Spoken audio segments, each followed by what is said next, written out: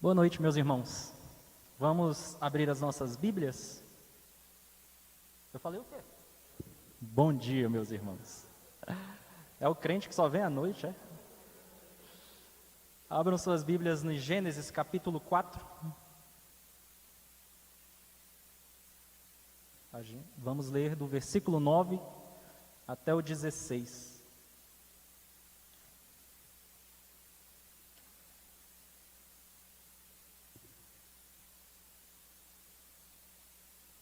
Todos acharam? Disse o Senhor a Caim: Onde está Abel, teu irmão? Ele respondeu: Não sei. Acaso sou eu tutor de meu irmão? E disse Deus: Que fizeste? A voz do sangue de teu irmão clama da terra a mim. És agora, pois, maldito por sobre a terra, cuja boca se abriu para receber de tuas mãos o sangue de teu irmão. Quando lavrares o solo, não te dará a ele a sua força. Serás fugitivo e errante pela terra. Então disse Caim ao Senhor: É tamanho o meu castigo, que já não posso suportá-lo. Eis que hoje me lanças da face da terra, e da tua presença hei de esconder-me. Serei fugitivo e errante pela terra. Quem comigo se encontrar, me matará. O Senhor, porém, lhe disse: Assim, qualquer que matar a Caim será vingado 7 vezes. E pôs o Senhor um sinal em Caim, para que o não ferisse de morte, quem quer que o encontrasse. Retirou-se Caim da presença do Senhor e habitou na terra de Nod, ao oriente do Éden. Baixem suas cabeças, vamos orar? Senhor Deus, muito obrigado por essa oportunidade, Senhor, de fazer essa devocional. Que a Tua graça seja sobre a nossa vida, ó Pai, e que a Tua palavra seja redentora para cada um de nós, ó Pai. Que a escravidão do pecado não haja mais, Senhor, sobre as nossas vidas. Que nós possamos entregar a Ti, ó Pai, o nosso perfeito louvor, ó Deus, guiado pelo Teu Santo Espírito. Que a nossa vida seja um espelho da Tua face, para que as pessoas enxerguem a Tua face, Senhor, a face do Teu Filho amado em nós. E que o evangelismo seja algo natural em nossas vidas. Muito obrigado, ó Pai, por exemplos que o Senhor nos deixou. Muito obrigado por nos ensinar com tanto amor e carinho o Teu amor e a Tua justiça. Assim nós oramos em nome de Jesus. Amém. Irmãos, em Adão e Eva, houve o pecado também. E foi grave. Só que se a gente olhar, a gente começa a analisar que a gente gosta de dar tamanho para pecado. E a gente acaba achando que o de Adão e Eva não foi tão grave assim. E sinceramente, parece que a mão de Deus pesou muito mais sobre Adão e Eva do que sobre Caim. Isso é problemático quando a gente começa a colocar peso para pecado, porque isso nos leva a achar que Deus ele releva alguns pecados. E de fato ele não releva. Tanto é que a maior gravidade do pecado de Adão e Eva teve uma consequência vertical, concordam? Quebrou-se o relacionamento entre Adão, Eva e Deus. Por fim, perpetuou-se como uma maldição para todos os homens, inclusive à frente que não viessem a conhecer a Cristo. E esse pecado de Adão e Eva teve sim uma consequência vertical. Já o de Caim parece que foi uma consequência tranquila. Agora se você cai fora, você vai ver errante por aí, pode fazer o que quiser, ninguém vai te matar. Uma consequência tranquila. Mas qual foi a gravidade e os efeitos do pecado de Caim? Horizontal, com o próprio irmão. Provavelmente Moisés, quando escreveu, ele ficou chocado com essa revelação, e ele escreveu irmão umas 5 vezes aqui, no texto que eu li. E quando é quebrada essa confiança, agora entre um homem com outro homem, gera-se um entendimento de que o pecado realmente se espalhou e se perpetuou na vida dos homens. A gente coloca muito aquele texto sobre a gravidade do pecado, pensando quando Jesus está no Sermão do Monte, e ele nos mostra que o peso do julgamento para o ódio é o mesmo peso do julgamento para o homicídio. E a gente acha que isso veio depois de Cristo, mas não. O peso do pecado sempre foi o mesmo. Jesus ali, o eu porém vos digo, do que vocês ouviram dizer, né? Eu digo que é tão pesado olhar para uma mulher e desejá-la, quanto adulterar. Você já adulterou. E o peso do pecado tem que sempre estar presente no nosso coração. É grave. E antes de ser contra o próximo, antes de ser contra si mesmo, é contra Deus que está nos céus. Eis aí a maior gravidade. E essa separação que nós tivemos de Deus tem salvação. No versículo 9, entrando agora no texto, diz assim: Disse o Senhor a Caim: Onde está Abel, teu irmão? Ele respondeu: Não sei, acaso sou eu tutor do meu irmão? Ríspido, né? Deus, ele é tão poderoso que ele consegue tirar o poder dele e ficar sem saber o que aconteceu. Isso ajuda no relacionamento. E Deus é tão poderoso, que mesmo se destituindo de poder, a obra dele é cumprida, assim como foi em Cristo. E a obra dele de ter relacionamento com os homens era cumprida assim também. E Deus perguntou: o que fizeste contra o teu irmão Abel? Isso mostra que Deus queria relacionamento e ele deu uma oportunidade para Caim. Concorda? Se eu fosse Deus, eu fulminava na hora. Foi feio. Eu, como criador, tenho todo o direito de destruir uma criação minha. Mas Deus, em seu imenso amor, escolheu se relacionar com Caim, mesmo com tamanho pecado. O que Deus esperava? Eu esperaria arrependimento. Tem duas coisas que eu vejo que Deus gosta muito. Uma é a obediência. Eu amo também obediência, quando os meus filhos são obedientes comigo. E arrependimento. Já ouviram falar, né, que há uma festa nos céus, quando um pecador se arrepende? Isso é muito lindo, Deus quer isso, Deus quer se relacionar, Deus quer buscar o relacionamento de volta. Só que Caim, ele vai para a via contrária. Quem aqui já sentiu vergonha de ter pecado e após sentir essa vergonha, preferiu nem ir para a igreja? A gente reage mal ao pecado, por falta de conhecimento. Quando nós não lidamos com a palavra de Deus, nós não entendemos que Ele é tão amoroso ao ponto de, após a sua criação ter pecado de forma tão grave, Ele vem: o que fizeste? O que Ele estava esperando, gente? Arrependimento. É o que Ele espera de nós, é o que Ele espera de vocês. E a Bíblia revela o pecado do homem constantemente. Eu brinco com os adolescentes que se eu fosse Davi, eu tinha processado Samuel. Contou demais. Mas como assim? Você não precisava falar da traição lá, da morte do irmão. Não precisava. Sempre falei isso para eles. E eu morro de rir disso, porque, sinceramente, a Bíblia, ela não é propagandista. Ela não veio aqui falar uma coisa para dar vazão, para justificar outra coisa. Não, ela veio falar a verdade.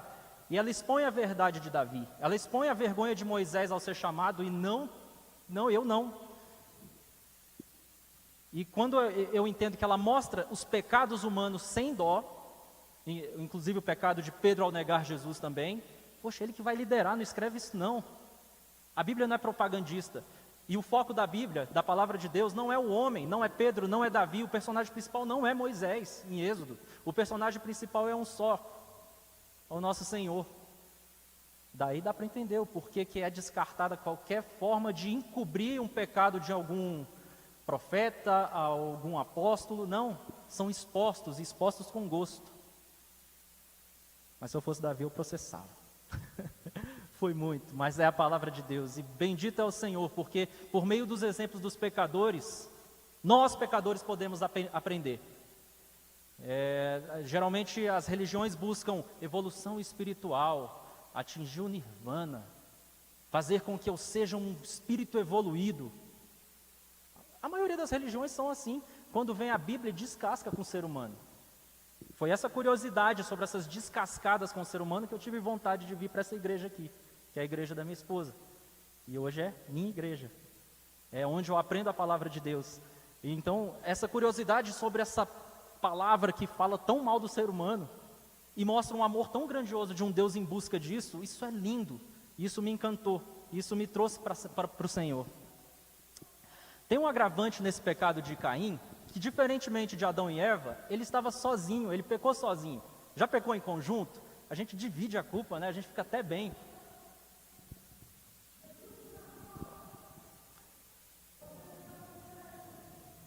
Tem um trio elétrico passando aqui. Amém. Caim estava sozinho. Foi prejudicial para ele, não foi? Ele ficou ali sem... Cara, não tem como eu jogar um pouco da culpa em outra pessoa. Adão e Eva, um jogou a culpa para o outro jogou na criação de Deus, na serpente. E a única coisa, o único sentimento que Caim teve foi de que? Ser ríspido. Cara, não tem argumento contra esse Deus, não tenho. Então você é o quê? Ríspido, altivo, orgulhoso. Passou uma vergonha danada e está aqui, ó, na Bíblia. Para vocês aprenderem. Se está aqui, é porque nós cometemos esse tipo de pecado também. Então é uma chance da gente aprender aqui como Deus age quando eu peco como Caim. E a Bíblia expõe. E o mais legal é que além de descascar o ser humano, dessecar assim, o ser humano, esquadrinhar ele todinho, a palavra faz isso. Ela faz a mesma coisa com o coração de Deus. Ela revela um amor sem tamanho. E essa revelação tem que cativar o coração de todo cristão, de todo mundo que lê a palavra de Deus. Não tem como você não ficar apaixonado por tamanho amor. Um amor que excede o entendimento da gente, porque nós somos extremamente seletivos a quem amar. Não deveríamos, e o nosso chamado é esse, para que nós amemos uns aos outros. E quando entendemos que o próximo vem primeiro, vai ser difícil você matar alguém. Tanto em ação de morte, como em ódio. Vai ser difícil você trair, mentir. E o interessante é que a morte está sempre o pecado está sempre ligado à morte. Por mais que Adão e Eva não tenham matado alguém, eles mataram o relacionamento deles com Deus. Por mais que parecesse que a criação estava tranquila, mediante o pecado de Adão e Eva, os gerentes daquilo tudo, houve a morte de um animal para cobrir a vergonha deles. O pecado sempre vai levar para a morte. Às vezes de primeira, como num assassinato, às vezes numa mentira, e sempre o caminho do pecado é a morte, assim como o rio corre para o mar. No verso 10, diz assim: E disse Deus, que fizeste? A voz do sangue do teu irmão clama da terra a mim. Esse que fizeste não é porque ele está dando continuidade do eu não sabia, é porque realmente ele achou abominável o que Caim fez. É abominável para o Senhor o pecado premeditado. Deus odeia o pecado. E o premeditado é um agravante, porque eu acho que não existe pecado que não é premeditado, mas de tal gravidade eu olho assim e fico, meu Deus, cara, ele pensou, ele teve tempo de se arrepender. E ele continuou pensando, premeditando no que fazer. E aí a gente julga Caim, né? Que pecado feio. Por isso que ele não foi um profeta, e por isso que ele não foi boca de Deus no meio dos outros. Mas o que dizer de Moisés? O maior líder dos judeus matou um egípcio de raiva. Pode ser até que a motivação foi legal, né? Justiça para o meu povo, mas ele matou. Não é direito de ninguém tirar a vida do outro. Mas ele pecou, assim como Caim. Davi teve muita culpa na morte de Urias? Será? Davi planejou a morte do amigo, que é um agravante pior, para ficar com a esposa desse amigo e gerar um filho a partir de um adultério. No verso 11 e 12, a gente vê uma maldição muito grande sobre a vida de Caim. És agora, pois, maldito sobre a terra, cuja boca se abriu para receber de tuas mãos o sangue do teu irmão. Quando lavrares o solo, não te dará a ele a sua força. Serás fugitivo e errante pela terra. Cara, pesado. Foi pesado para Caim. Por que Deus não fez isso também com Moisés e com Davi, já que o pecado aí foi bem parecido, né? Quem disse que não fez? Foi fácil para Moisés passar pelo que ele passou? Peregrinação tranquila, né? 40 aninhos, num lugar bem hostil, tranquilo. Passou fome aqui, ó. Por exemplo, aqui, ó, quando lavrares o solo, não te dará ele a sua força. O povo de Israel, o reino de Israel, passou fome na época de Davi? Passou também. Não foi fácil. Talvez o mesmo peso de maldição sobre a vida de Caim foi o mesmo peso para a vida de Moisés, de Davi e de tantos outros profetas que a Bíblia não deixa de dizer que pecaram. Mas qual é a diferença da ação de Deus em relação a Caim, Moisés, Davi? A diferença é na reação dos pecadores. A Bíblia nos dá vários exemplos de reações de pecadores. Eu estou usando esses aqui e dá para ver que são bem parecidos conosco. E na medida que a Bíblia vai ilustrando passagens que mostram quais são as reações que os homens tiveram, muitos a gente fica até confuso. Quando o Jó está sofrendo e ele recebe conselhos dos amigos, gente, isso aqui é para eu aprender, para eu tomar como parte. Leiam a Bíblia de forma inteligente. Estejam na escola dominical para aprender a fundo a palavra de Deus. O que a gente bombardeia pastores com dúvidas, os presbíteros, é nada mais do que saudável. Eles estão esperando para dar ajuda espiritual para nós que estamos lendo uma palavra que parece tão complexa, né? Umas 1.500 páginas com letras miúdas, 2 colunas. E até é ruim assim, não tem nem a formação de parágrafo. É difícil, a palavra de Deus, ela é difícil. Mas ela revela o amor de Deus mediante um padrão. Deus é amor em todas as suas atitudes. O homem é pecador. E qual é a reação que o homem deve ter diante do amor de Deus pela vida dele? A Bíblia ela vai deixando isso muito claro para nós. No verso 13, a gente nota uma estafa geral de Caim. Provavelmente passou um tempo com essa maldição correndo sobre a vida dele, e ele disse o seguinte, verso 13: Então disse Caim ao Senhor: É tamanho o meu castigo, que já não posso suportá-lo. Cansou, né? Maldiçãozinha pesada, e um coração duro sem arrependimento. Aí eu também ia ficar estafado, ia cansar, chega. Eu ouvi, tem uma pessoa que nós estamos orando porque o filho dela teve leucemia, e aí eu conversei com ele disse, não, está indo bem, o procedimento está sendo legal, está respondendo bem aos atendimentos, a todos os protocolos que estão fazendo, está dando tudo certo. Como é que você está, cara? Deus não dá uma carga maior do que a gente pode suportar. Falei, rapaz, eu acho que Deus dá. Eu acho que o ser humano, ele é carregado de fardos que ele não pode suportar. A dependência de Deus tem que ser uma verdade na vida de vocês. Todas as vezes que você achar que é capaz de carregar o peso, que a coisa vai aguentar, mesmo sem eu ter Deus, assim como Caim achou, vai pesar de um tanto que você vai fazer como Caim fez aqui. No verso 14, ele dá uma ordem para Deus. Eis que hoje me lanças na face da terra, e da tua presença hei de me esconder. Serei fugitivo e errante pela terra. Quem comigo se encontrar me matará. A situação da vida dele estava tão difícil, a situação desse cidadão não arrependido, que ele começa a dar ordens para Deus. E a vida de Caim, longe de Deus, se tornou a penitência dele. Dá para acreditar que a própria vida dele se tornou a penitência dele? Eu conheço pessoas que vivem a vida como uma penitência. Elas estão em sofrimento tão profundo por não se arrepender de pecados, que a vida dela se tornou uma penitência. Graças a Deus pelo libertador, Jesus Cristo. Do que ele veio nos libertar e nos salvar, né? Às vezes a gente vai pregar para alguém e fala, Jesus te ama, Ele quer salvar a sua vida. Mas salvar do quê? O que eu fiz? Matei alguém, não vi?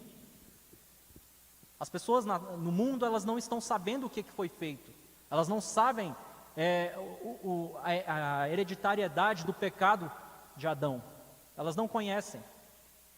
E às vezes pode parecer só uma historinha bíblica de Gênesis capítulo 1, né? Parece uma alegoria. Mas as consequências dessa alegoria são claramente visíveis na minha vida e na sua vida. Então eu não estou aqui querendo saber se Adão e Eva existiu. Você está falando bobagem, eles nem existiram. Para mim existiu. E aconteceu exatamente como a Bíblia diz. Mas mesmo que você ache que não tenha acontecido, todas essas consequências desse pecado são claramente visíveis na vida de cada ser humano que pisou sobre a terra. Somos muito confrontados, a gente está fazendo estudo em Mateus para dar argumentos para os adolescentes do Evangelho. Vocês precisam defender o Evangelho. E vocês precisam estar na escola dominical para aprender como defender o Evangelho. Cristo não precisa da defesa de ninguém, mas você precisa defender a sua fé.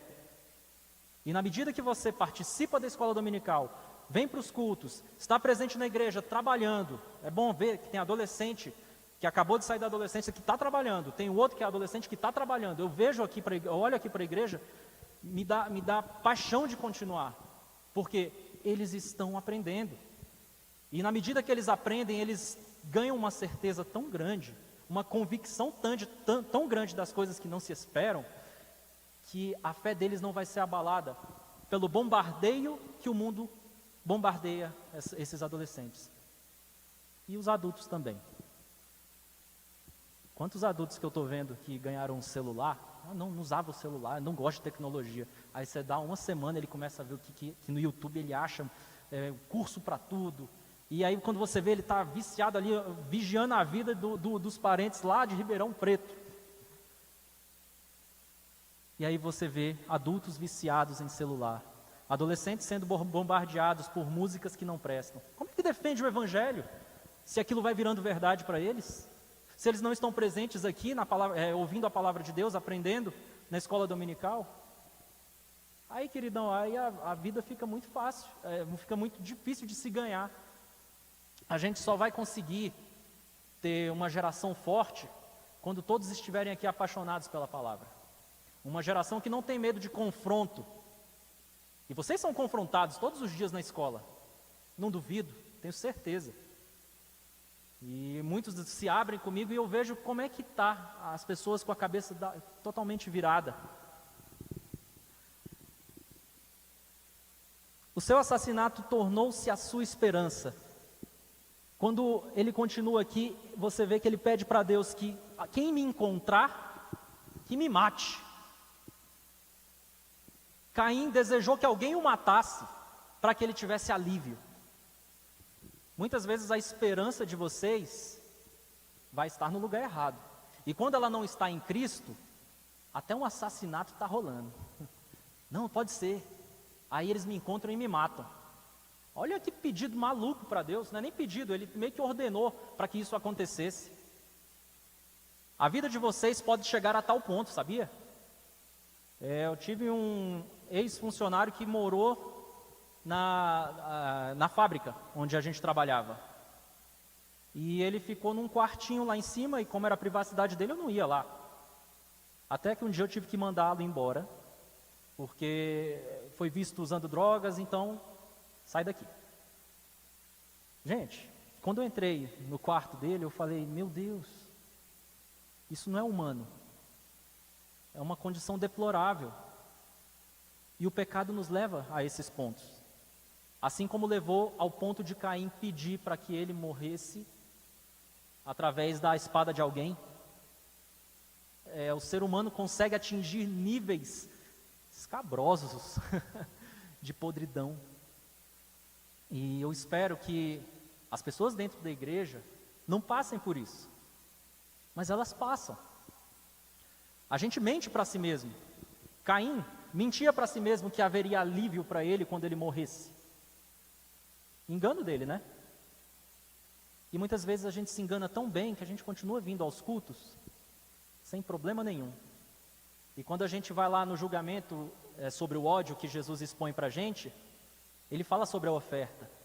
Se você for ofertar e ainda está com esse ódio no coração pelo seu irmão, vai lá, faz as pazes, depois disso você volta e me adora com os dízimos e ofertas. Quando o assassinato se torna esperança, claramente essa pessoa não entendeu o Deus que tem, o Deus que a ama, o Deus que a criou. E no versículos 15 e 16, Deus, ele sempre responde, né? Assim como ele respondeu para Jó, ele responde aqui assim e deixa a pessoa face a face com a ignorância dela. Versículo 15: O Senhor, porém, lhe disse: Assim, qualquer que matar a Caim será vingado 7 vezes. E pôs o Senhor um sinal em Caim para que não o ferisse de morte quem quer que o encontrasse. Retirou-se Caim da presença do Senhor e habitou na terra de Nod, ao oriente do Éden. A resposta do Senhor foi: você não vai morrer. Pelo menos não do jeito que você está mandando. Não vai morrer. Eu enxergo nisso o amor. Não porque Deus deu mais dias de vidas a Caim. Eu enxergo o amor porque ele fez isso com vários profetas. E no relacionamento de Deus com os homens, a gente consegue enxergar como ele trabalha no tempo dele, que é completamente diferente do nosso tempo. E ele deu tempo a Caim. A Bíblia vai dizer que as gerações de Caim não fizeram coisas tão legais, né? Então a maldição foi para a geração dele. Quantos de nós pecamos e afetamos nossas gerações? E nem nos damos conta disso. É mais fácil pecar quando a gente não deve nada a ninguém. Que a gente exclui Deus dessa história. Eu não devo nada, não sou casado, não tenho filhos, vou fazer tal coisa. Não tem problema não estou ferindo ninguém. A quem que o pecado fere? Em primeiro lugar. Que a consciência esteja no coração de vocês e a primeira resposta seja: a Deus. Davi, ele foi para o profeta, foi confrontado pelo profeta Natã, e ele teve que refletir sobre o pecado dele, né? E tem um salmo, depois dessa conversa, que ele fala: Senhor, pequei contra ti somente. Urias morreu, Batseba, vou sustentar ela, né? Legal, sou o rei. Ele entendeu que o pecado fere primeiramente a Deus. E quando vocês entenderem isso, eu tenho certeza que as atitudes de vocês vão ser bem diferentes em cada ação na vida de vocês. Mesmo que você não tenha filhos, é pecado fazer o que você está pensando em fazer. Mesmo que você tenha esposa, é pecado. Não tenha esposa, é pecado você fazer o que você está pensando em fazer. A gente premedita o pecado sem dó. O pecado nasce no nosso coração. E no versículo 15 e 16 mostra que Deus é soberano. Ele mostra que ele não atendeu à vontade de Caim, óbvio, e quem decide é ele. E depois vamos entender o que Deus queria com esse prazo a mais. E a Bíblia usa um termo aqui que ele usa para dizer que a pessoa está em fuga, né? Retirou-se Caim da presença do Senhor.